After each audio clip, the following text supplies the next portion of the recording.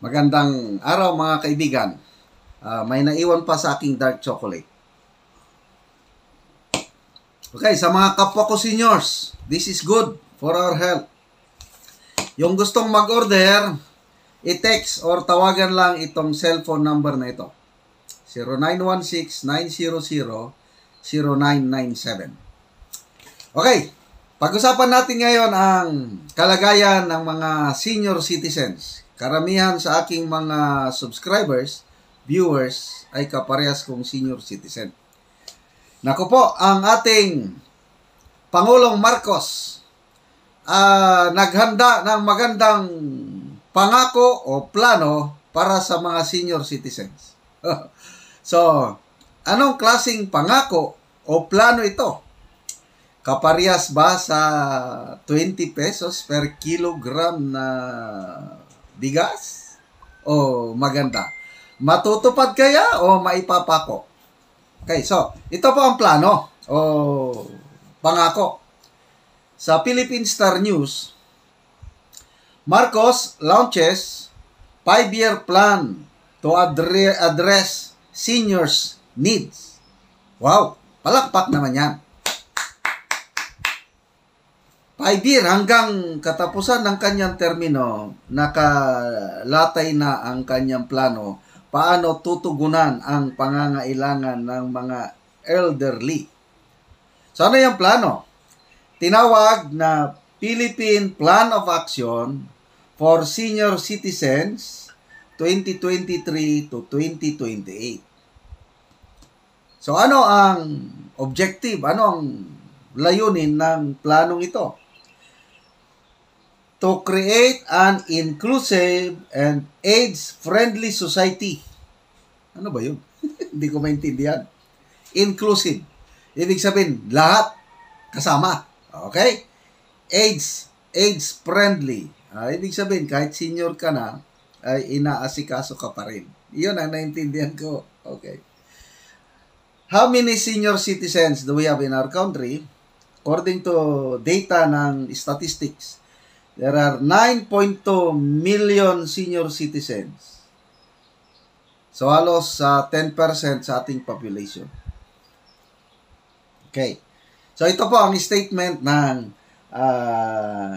chairman ng National Council for Senior Citizen, Franklin Quijano. Sabi niya, this time we realize that maybe we should count the blessings. We should look at senior citizens as vast reservoir of skills, expertise, knowledge, wisdom. Wow! Salamat naman, Chairman Franklin Quijano. Kaibigan ko ito, dating mayor ng Iligan City. Kumusta na po kayo? Attorney Franklin Quijano. Okay, so all in all, itong planong ito, ang gusto niyang i-promote is financial security among senior citizens. Wow! Sige, himay-himayin na natin ha. Ano sa tingin nyo? Matutupad kaya yung 5-year plan na yan na financial security? Kasi totoo nga naman, maraming senior citizens ngayon na naghihirap. From time to time, ako, charity vlogger ako, nakafocus ako sa Talaandig na tribo. Kailan from time to time may nagte-text o nagme-message, humihingi ng tulong. Mga senior citizens, humihingi ng pambili ng gamot, nagpapatulong para sa renta ng kanilang tinitirhan, at iba pang mga needs. Ako, senior citizen din ako. Hindi naman lahat na humihingi sa akin, binibigyan ko ha. Kasi binabudget ko rin yung income sa YouTube. Kaya lang may napapadalhan ako. Okay? Nakakapagpadala dahil awang-awa ako sa kalagayan. Yung last niya nag-text last week. Una, tumawag. Sabi ko, pwede ba mag-text na lang? Gumagawa ako ng vlog. Nag-text siya. Nako. I think taga Cebu. Senior na po ako, sir. Ganito, parang paaalisin na sila sa kanilang tinitiran dahil hindi makabayad ng upa. Then, napansin ko na I can I can sense yung urgency o yung talagang nangangailangan. Okay, give me your any GCash number at padalan kita ng 1,000 pesos. Yun lang, kaya kong may padala 1,000 pesos kada humingi. At least nakakatulong. Hirap na hirap ang mga senior citizens. Karamihan kasi senior citizens may mga maintenance na. So sa gamot pa lang, wala na. Okay. Di ba ang senior citizens may ayuda from government? Yung mga indigent kung hindi ako nagkakamali, 500 pesos per month. Tama ba ako?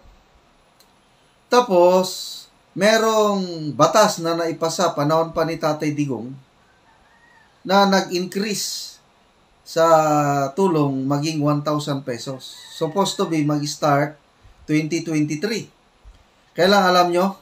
Wala. Hindi na ipatupad yung batas na ma-increase ang pension ng senior citizens. Yung 1,000 sana, ngayon hindi. Dahil walang. So, next year pa daw. So, with this alone, nakita ko, I'm not saying na sayang yung plano. Maganda yung plano.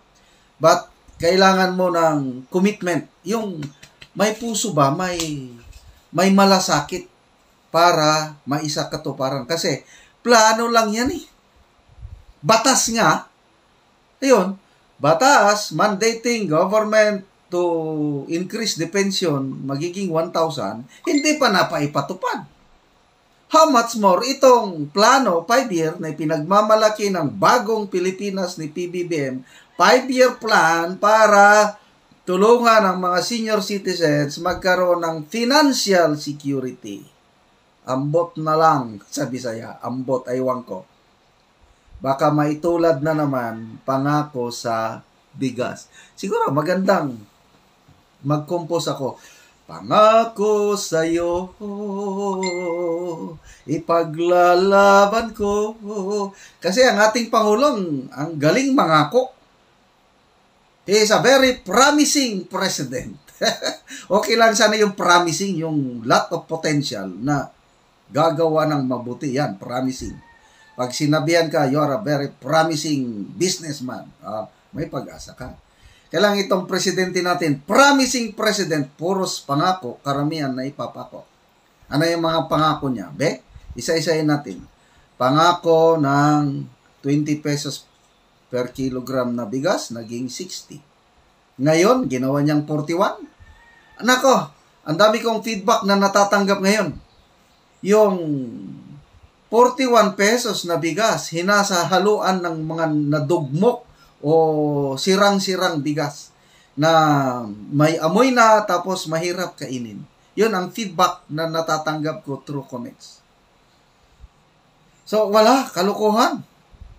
Bumaba nga yung presyo, kailang yung quality naman grabing kababa ang quality ng 41 pesos bigas ni Mr. Promising President. Yan, palpak sa bigas. Ano ba? Yung SONA, kaya nating pababain ang presyo ng bilihin, bigas, karne, isda, gulay, asukal, dahil sa kadiwa. Isa rin yan, kadiwang palpak. Ang kadiwa ng ating promising president, nasa Metro Manila lang.